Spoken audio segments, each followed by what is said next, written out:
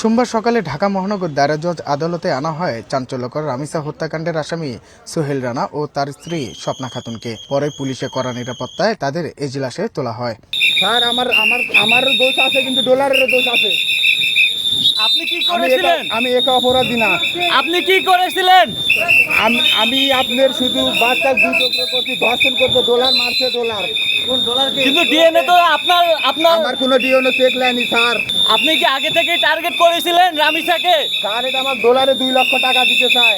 অভিযোগ গঠনের শুনানিতে প্রথমে রাষ্ট্রপক্ষের বিশেষ পাবলিক প্রসিকিউটর আদালতে রামিসার সাথে ঘটা নৃশংস ঘটনার বর্ণনা তুলে ধরে অভিযোগ গঠনের প্রার্থনা জানান।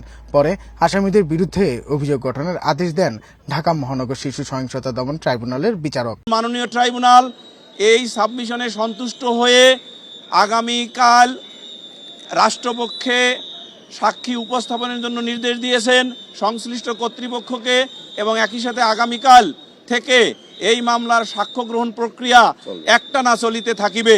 আসামি নিজেকে বাঁচানোর উদ্দেশ্যে বিভিন্ন সময় নানান জনকে জড়িয়ে বিভ্রান্তিমূলক বক্তব্য দিচ্ছেন বলে জানান পাবলিক প্রসিকিউটর। আসামিরা বিভিন্ন সময় বিভিন্ন ধরনের কথা বলে আদালত থেকে অনুকম্পা পাওয়ার জন্য এবং মামলার গতিবিধিকে ভিন্ন জায়গাতে প্রবাহিত করার জন্য অনেক সময় আসামিরা কিছু বলতে চায়, কিন্তু এটা দ্রষ্টব্যের বিষয় নয়। আসামিকে পক্ষের আইনজীবীরা এই ধরনের, যে স্টেট ডিফেন্স ছিলেন তিনি এই ধরনের কোনো বক্তব্য উপস্থাপন করে নাই। এদিকে আসামিদের নির্দোষ দাবি করে মামলায় ন্যায় বিচার প্রত্যাশা করেছেন রাষ্ট্র নিযুক্ত আসামি পক্ষের আইনজীবী। আমরা আমাদের আসামি পক্ষে যে সকল যুক্তি উপস্থাপন করা দরকার আমরা চেষ্টা করব ন্যায় বিচারটা নিশ্চিত হোক।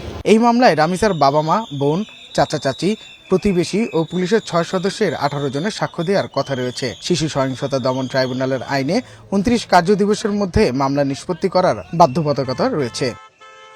সাজ্জাদুর রহমান, বৈশাখী সংবাদ, ঢাকা।